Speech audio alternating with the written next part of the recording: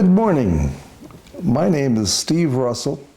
I am with the Pine Island Oral History Project, and we are fortunate today in having a real pioneer from Pine Island, Nellie Price. And she is going to tell us some stories about growing up here on the island, and I have heard some of those stories, and I think you all will be, you'll find them very enjoyable. Thanks for coming, Nellie. Glad to be here. Can you tell me how old you are and when you were born? I was born in 1948, so that puts me 77 years old. Okay. And can you tell us about your grandparents and parents? My grandparents on my father's side, John and Isabel Howard, lived in a boathouse in Charlotte Harbor, and they had children. In 1906, they moved to the island. They moved in, built a house made out of fat lighter wood, what's now known as Tortuga Road. Mm-hmm. They had, I'm trying to think, they had 6 children. And it was rough back then, naturally. No bridges to the island. The only way by boat or by airplane, which back then they didn't have airplanes. So if you needed any kind of supplies, it was either getting your own boat and go to Punta Gorda, or there was a boat that would go back and forth delivering mail and necessary supplies. But the families that was on the island back then mostly lived off the land. They go out in the woods, hunt gophers, squirrels, quail,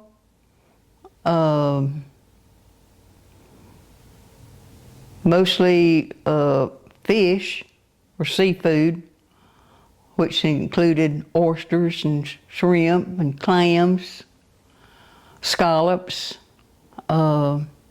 which now you don't see, but there was plenty back then. Mm-hmm. I understand they may have eaten... Sir? I understand they may have eaten gopher tortoises. Oh, they would eat gophers, yes. Mama, well, this was later on, but yeah, they would take gophers. Now, Mama would sometimes take it and fry it and then put it in a gravy and let it simmer for it to get tender. Or she would cook it sort of like you would chicken and dumplings. The quail they fried, mostly. The quail they fried. Curlews, that was a common food on the table back then. They are called, some people call them ibis now. Yes, yeah, yes. The white birds with the Right. curved beak. Yeah. Now, they had plenty of fruit, oranges, grapefruit, tangerines, coconut. I don't hear of any now, but we had a fruit called sapodilla.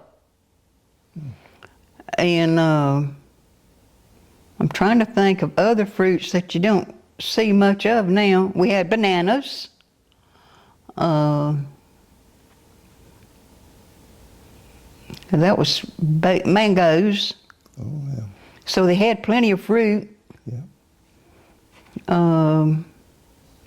Then later on with my grandparents, sometime, I'm not sure the time frame, that my grandfather left. So the children, as they were growing up, they had to help support the family. The boys had to go out fishing and whatever they could to help support. There was a school closer to where Captain Con was back then. It was a one-room house, and Grandma made sure that her children got educated. They only offered up to the 8th grade, no higher grades. And Grandma saw her children went as far as they could. And during that time frame when the children are out trying to help make a living, Daddy and his brother, Uncle Ben, on the beach one time, which we did have a beach back then, and they saw a wild hog. So Daddy told Uncle Ben, he said, I'm gonna catch that hog and we'll have some good meat to eat. Well, he went to running and the hog went to running, but Daddy finally grabbed a hold of the tail of the hog, but it didn't take him long to turn loose, because that hog is dragging him along the beach, all the shells and all. And when they got home, Grandma said, who have you been in a fight with? And then later, they did get a wild hog, and it was just too big for them to tote home. So for them to go home and tell their mama that they got a hog, Daddy cut one of the ears off to take home to show his mama that they did have a hog. And she did go help them get the hog. So they had good meat there too, which was a treat. I'm sure.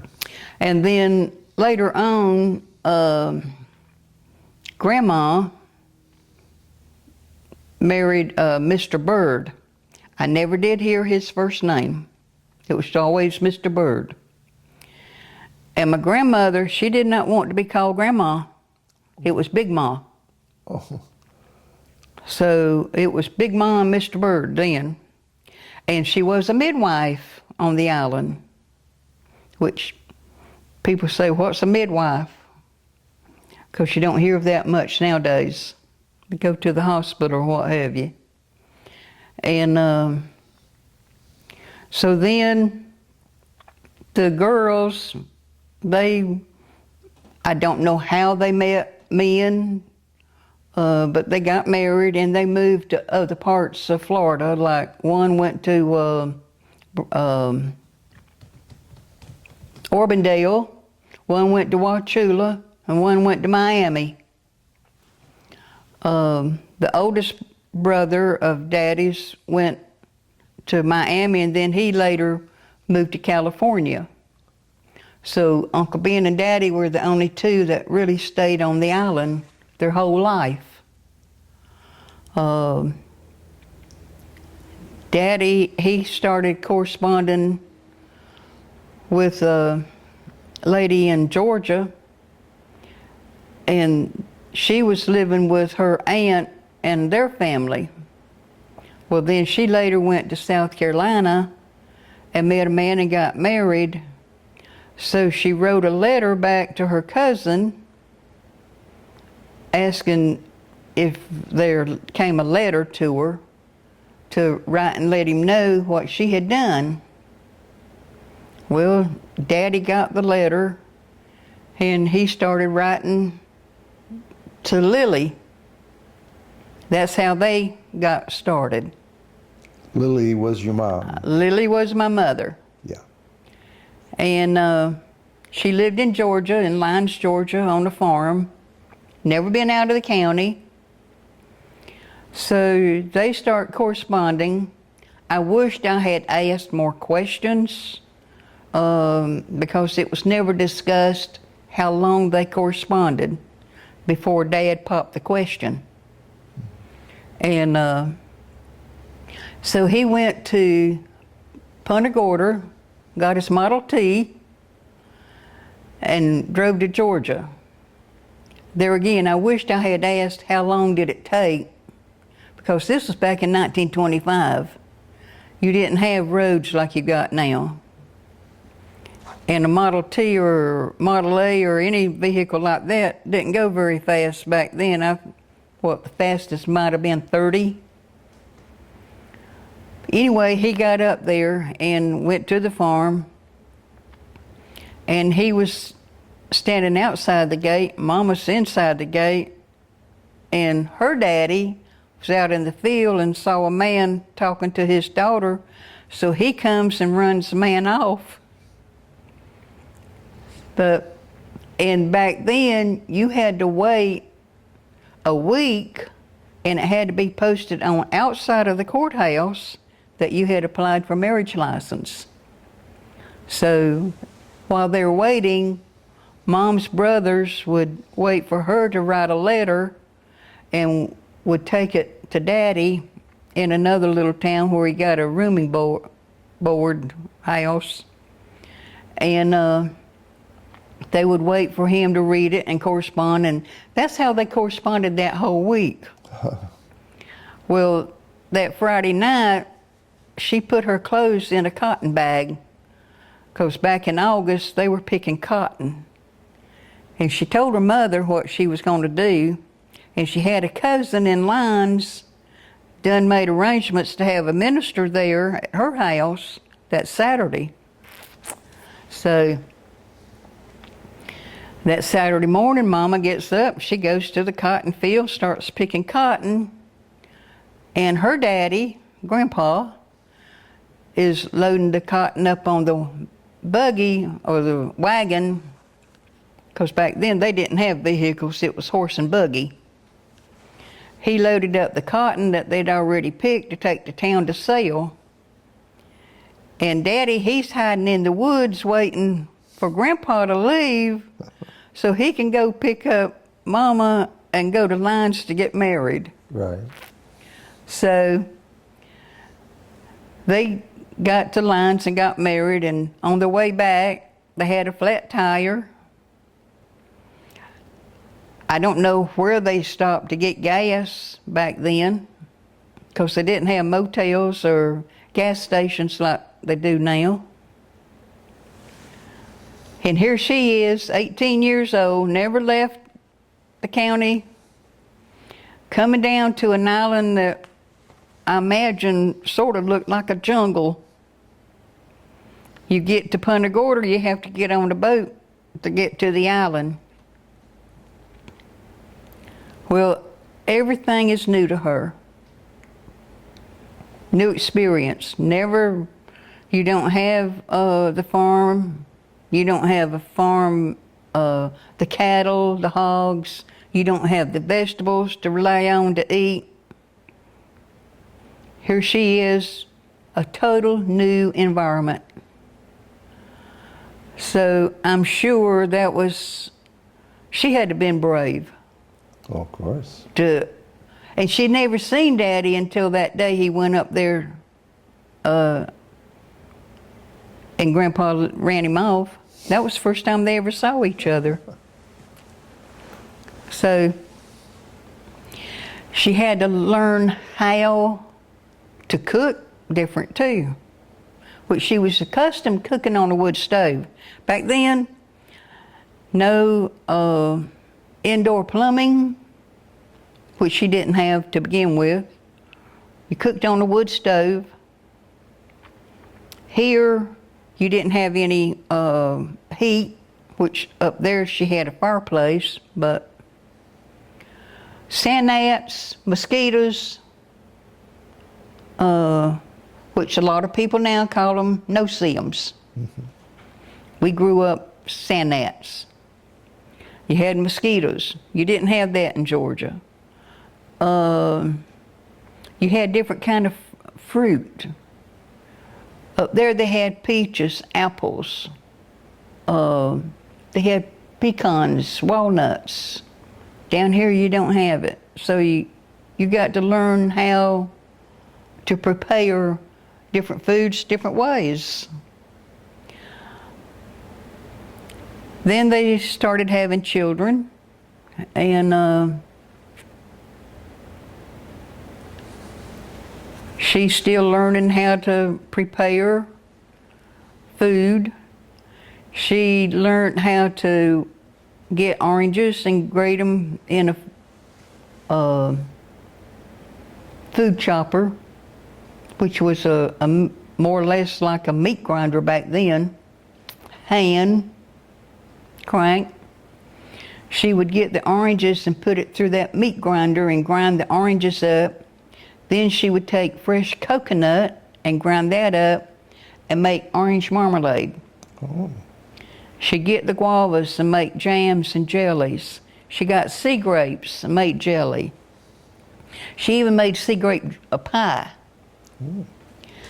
And she went there along the beach. They had a cactus that had we always called it the cactus apple.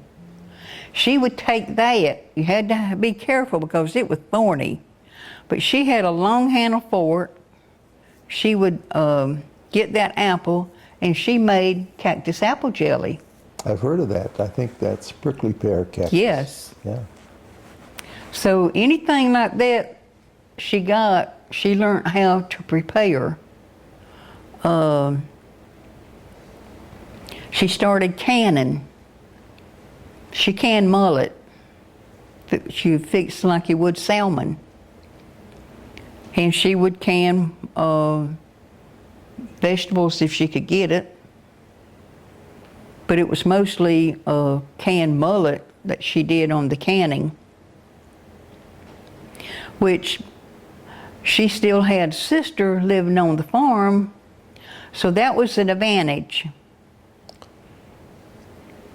Here she is with fresh fish, fresh fruit, oranges, grapefruit, fresh coconut, bananas.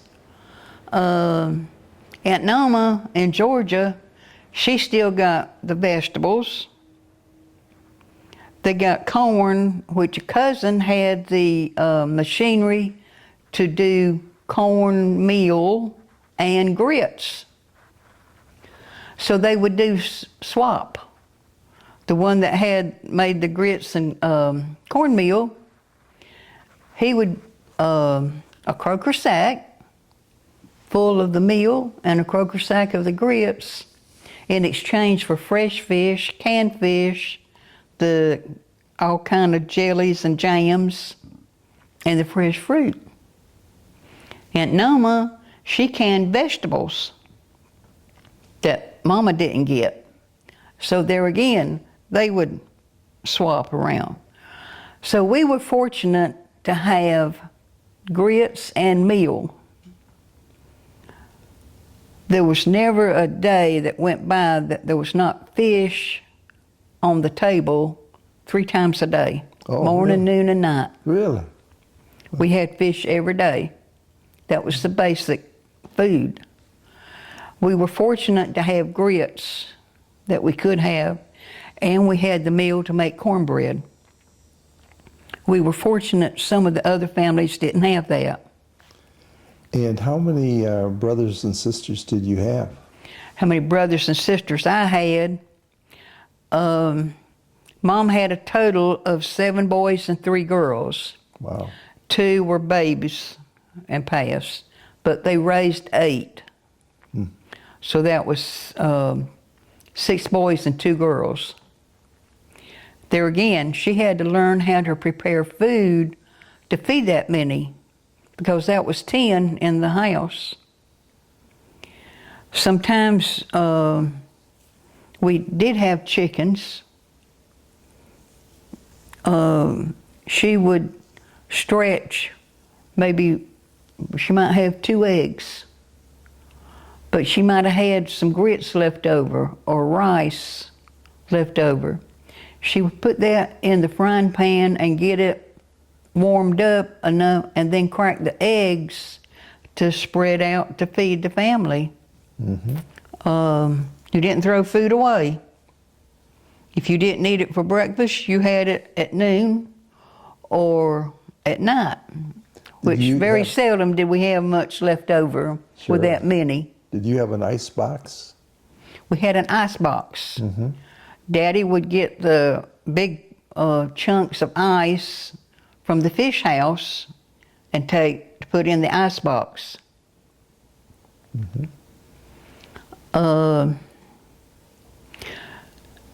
As they were growing, as years went by, they started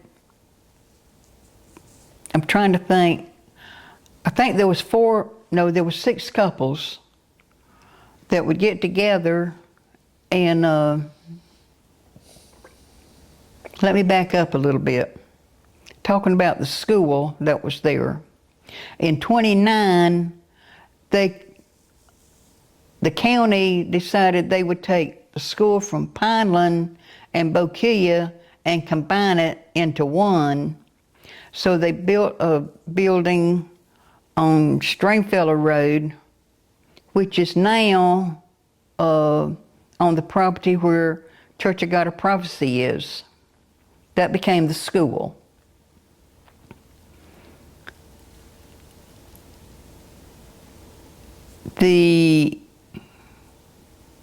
That was in 29.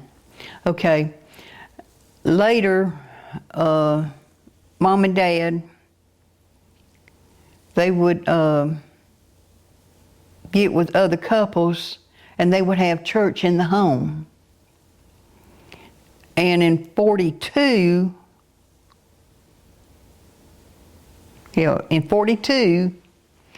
they got with the county to see if they could use the school building for church on Sunday and Thursday night. And the county agreed to it. And they knew a minister that was the district overseer at that time. And they checked with him to see if he would come out and get a church organized. So that's how the church got organized in 42. And to help support, well, I'm getting a little ahead of myself. I'm sorry. In 45, the county decided they were going to bus all the children into North Fort Myers and Fort Myers. So the property was up for sale. And it went to the courthouse and they had a silent bidder. And the highest bidder got it, which happened to be Daddy. He was the highest bidder, so they got it. And that became the church. Now I'm going to back up a little bit with some more of the history of the family or on the island. Back in the 30s, there was people that had orange groves, citrus groves, mango groves, and there was 2 men did not live on the island, but they had property here that they grew vegetables. One was Mr. Gibbs, and his was Pineland, close to where was the Methodist Church, which later Harry Selleck's family parents bought. And then another man had a vegetable farm close to where is now the Church of God of Prophecy, close to that property. And the one that had closer to the church, he would, when they gathered all the vegetables they were going to get, he would let Mama go in behind like potatoes after they dug them and just pick up however many she wanted to feed the family or to share with the neighbors. That was another thing. The Hunts and the Sellecks, they were closer to our family. If one needed help, the other was there to help. We kind of, the 2 families grew up like with my family. Johnny Hunt, some of his was with my older brothers and sister. Harry's family was more with the younger group. So we had both I remember Harry was, one time the family was having to, the parents had to go somewhere and the children was coming to our house, and he put clothes in a bag and come to the house and told my brother Lonnie, he said, "Move over, Lonnie, I'm moving in." That's how close we were. More family than just neighbors. And then later, after the church became organized and got the building, they knew they needed support. They didn't have, people back then didn't have a whole lot of money. So they started having chicken and fish fries for the public. I think we charged $2 a plate back then. And Daddy would go out and catch the mullet. How we got the chicken, there was a fish truck would come from Wrightsville, Georgia, down to the island to get the fish to take back to Georgia to sell. Mm-hmm. So when we were going to have a chicken dinner, the driver would get with Claxton Chicken in Claxton, Georgia, however many boxes of chicken we wanted, and put it on the truck and bring it down to us. That's how we got the chicken. Mm-hmm. So they started having that, and one time there was a man, every time he would come to get a chicken dinner, when it came time to get dessert, I'd go around, he said, "I want watermelon pie." And I'd look at Mama and I said, we don't have watermelon pie. Well, one time we were having chicken dinner and Mama said, "Honey, don't you worry. When he says he wants watermelon pie, don't say anything. Just come." So that Saturday, when it came time, he said he wanted watermelon pie. Well, Mama had made him a watermelon pie.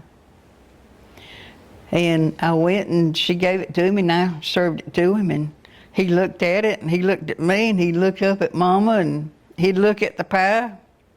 Well, he tried it. He wound up buying the whole pie. He said he never had a watermelon pie, but that was good. How she made it, I don't know. I guess like you would a green tomato pie. Mm-hmm. But anyway.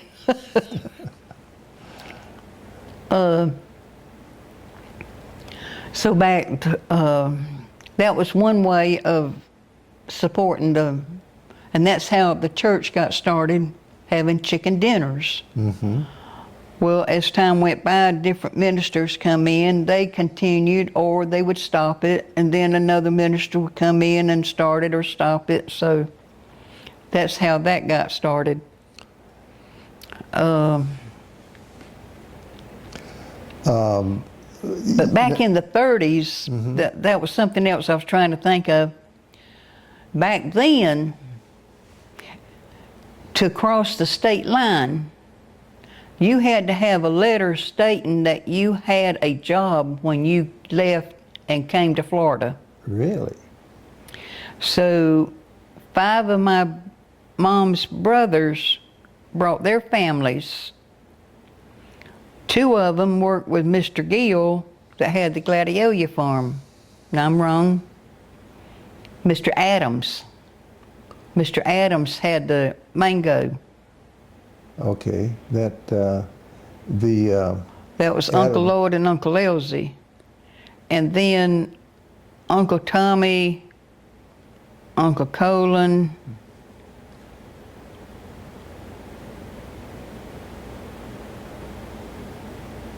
Uncle Irvin. They worked for Mr. Gill in the Gladiola farm. And then Mama's sister, Aunt Edna, she came. She was a housekeeper for Mr. Adams, mm-hmm. and then later for Harry Stringfellow, mm-hmm. While he was county commissioner. Mm-hmm. That was all back in the 30s and early 40s.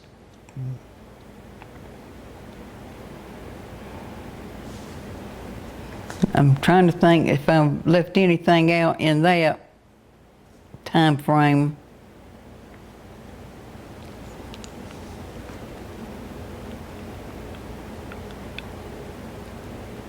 Oh, there was one time, alligator.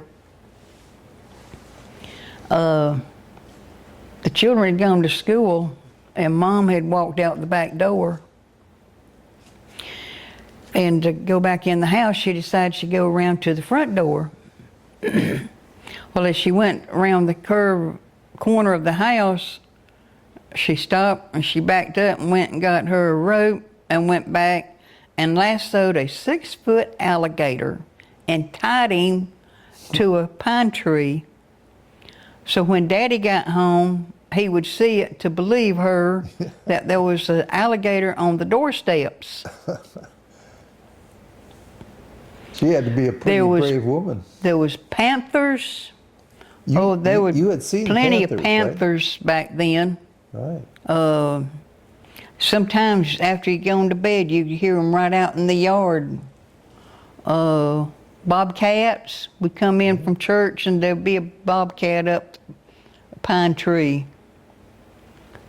You had rattlesnakes too. And the rattlesnakes, yes, there was plenty. You had to be careful back then, more so now, which it's been a while since I've seen a rattlesnake now. But back then, they were plenty. And as a matter of fact, I don't remember what year it was, but a reporter from the Eagle took a picture of Daddy holding a 6-foot rattlesnake. Mm-hmm. There were plenty back then. Yeah. I understand there were a lot of fiddler crabs that would be The fiddlers, across the yes, you could not dodge them. If you got on the road traveling, which it wasn't, all the roads wasn't paved like they are now, but especially around after you cross Jug Creek Bridge, that curve going there, and Pineland, close to where post office is. Oh my goodness, you drive through there and it was just crunch, crunch. Because it was solid cover with the fiddlers. Oh. I haven't seen a fiddler in a long time. As a matter of fact, you could go there at Boquilla and see starfish, seahorse, things like that you don't see anymore. Yeah. Scallops. Yes. Oh goodness, we could stay in one spot and pick up a bucket full of scallops and I've heard that. nothing flat. Yep. Clams, we'd go clam digging, wading around.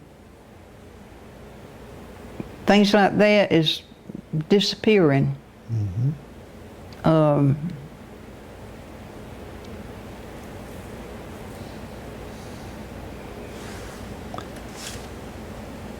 In 1966, you were 18 years old. I believe in 1966 you were 18. When I went to Georgia. Yes. Yes. Why don't you tell us a little bit I about went that? to Georgia right after I graduated from high school from North Fort Myers, and I went up there to help a cousin. And while I was up there, went ahead and got a job. And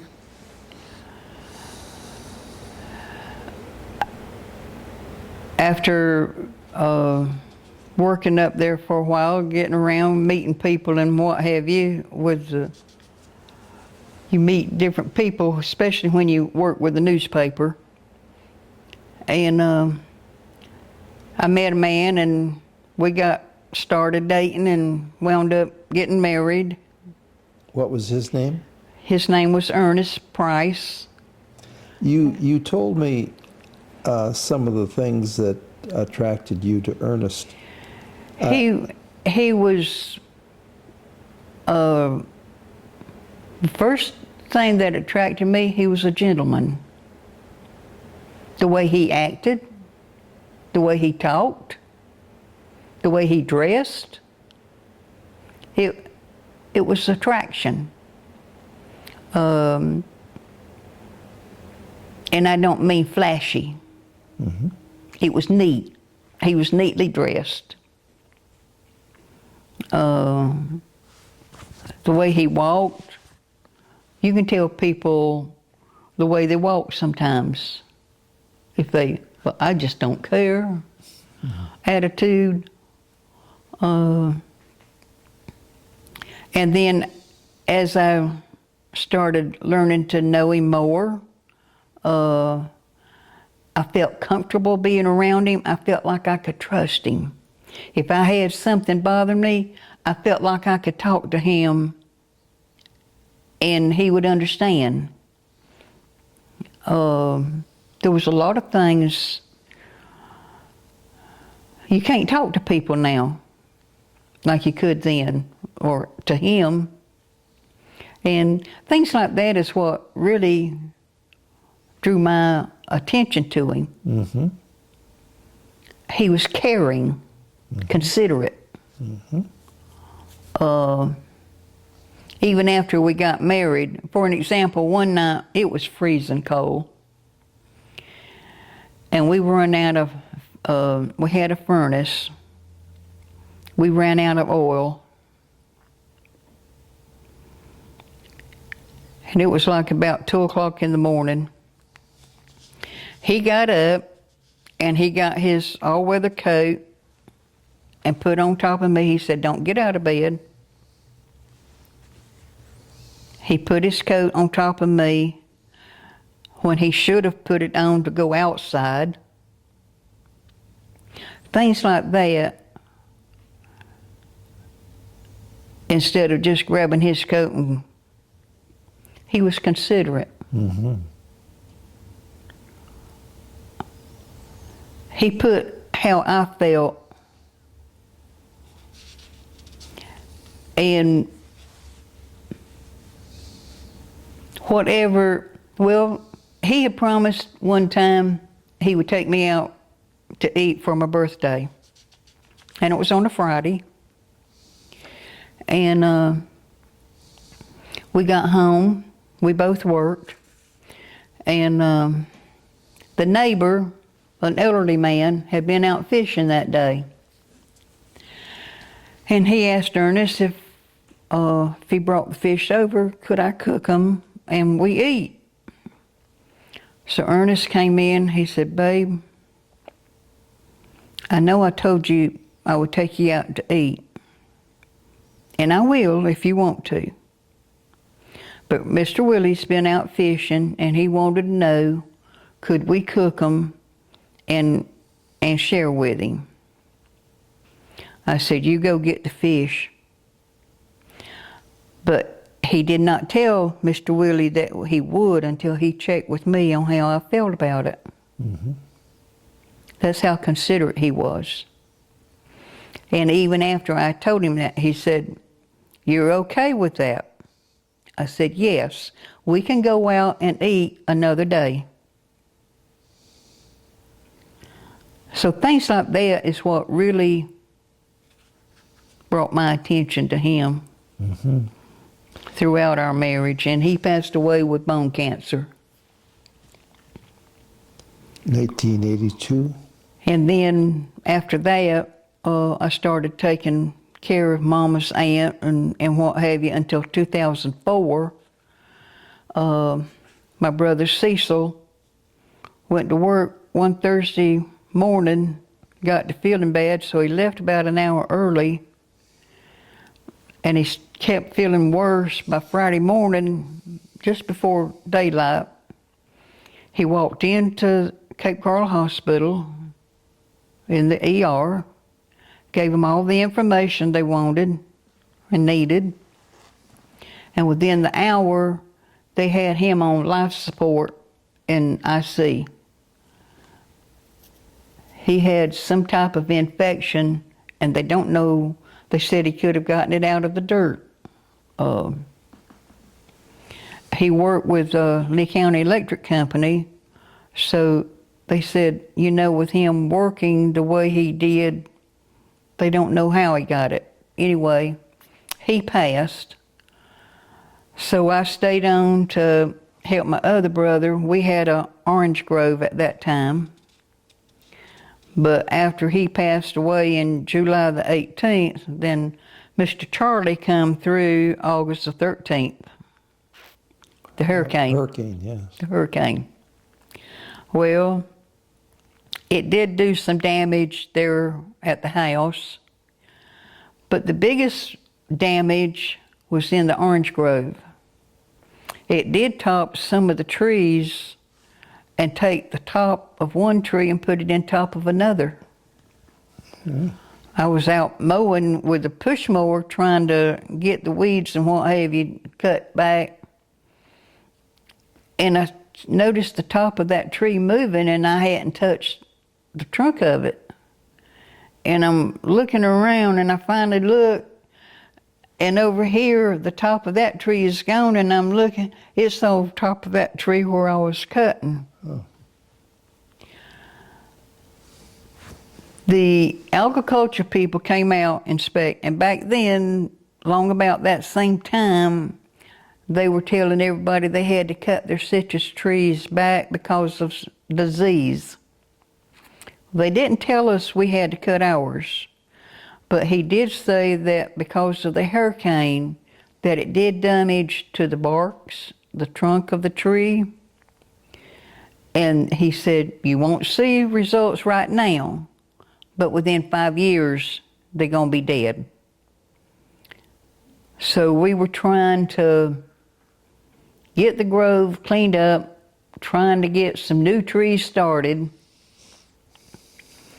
But between that, well, after Charlie was Francis, Ivan, and Jeannie, right behind each other. And then after that, trying to get everything, in 5 years, that brother passed away. And we lost all the orange groves and all. So I've been here since then. Mm-hmm. 3 years ago, it got my house.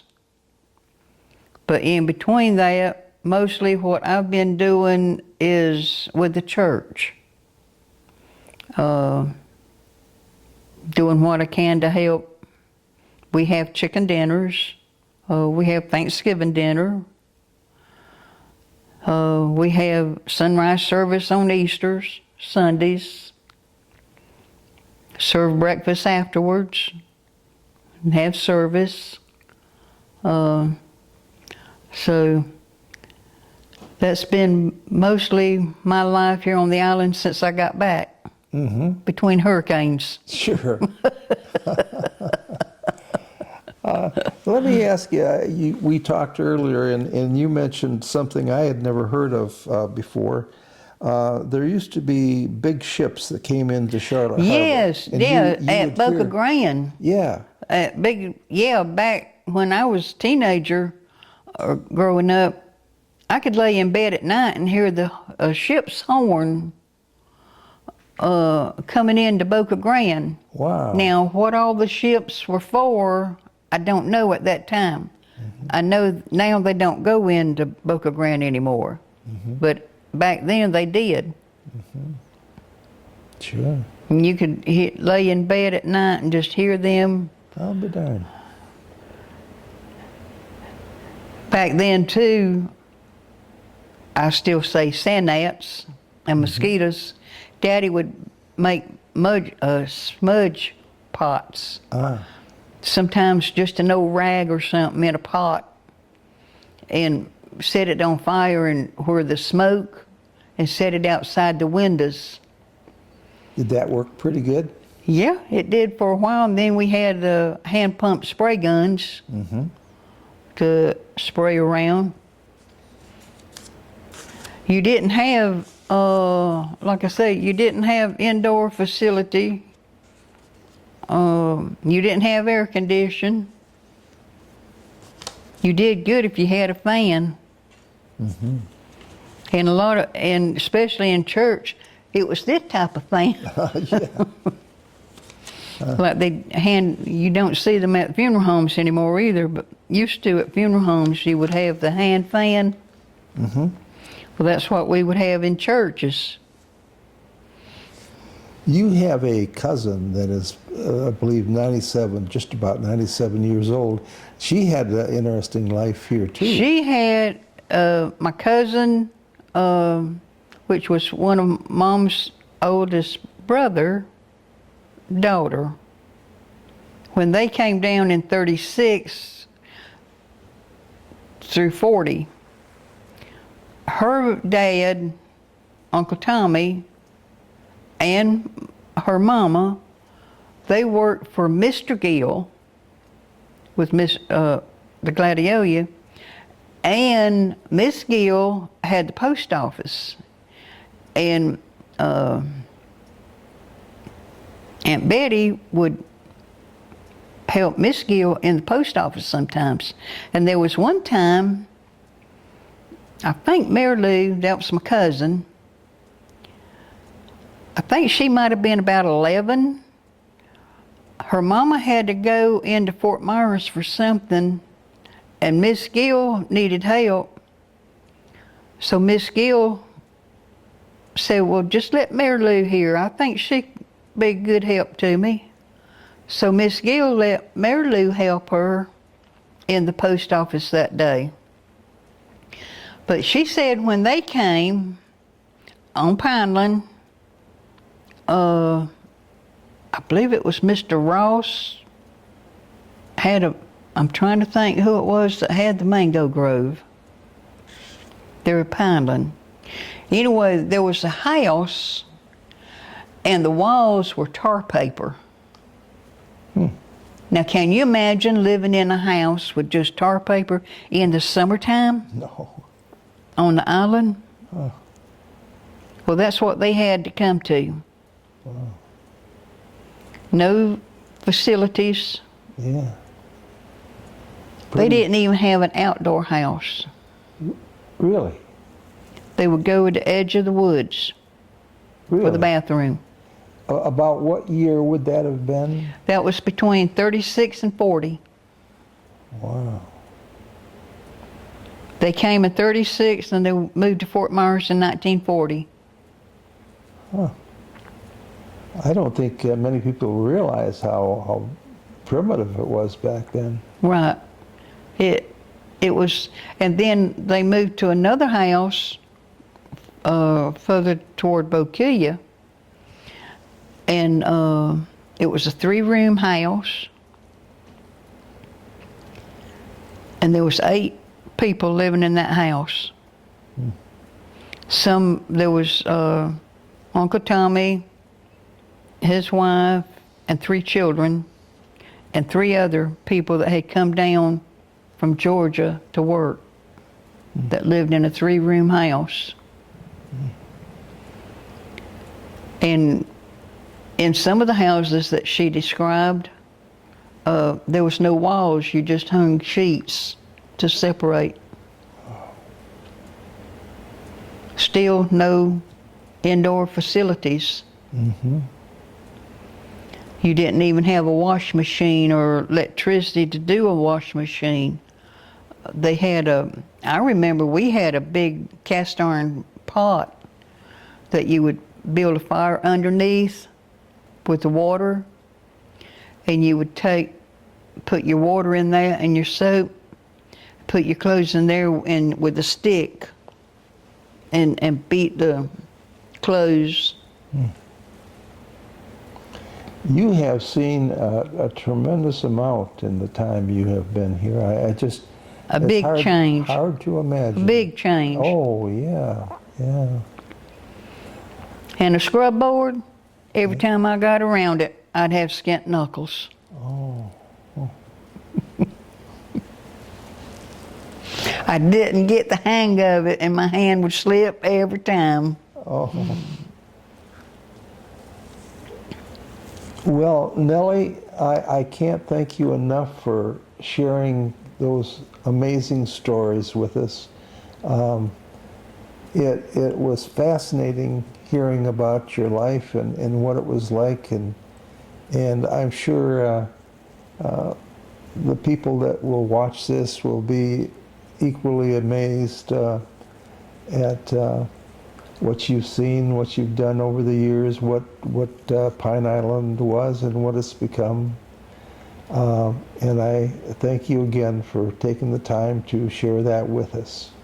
Be glad to share it.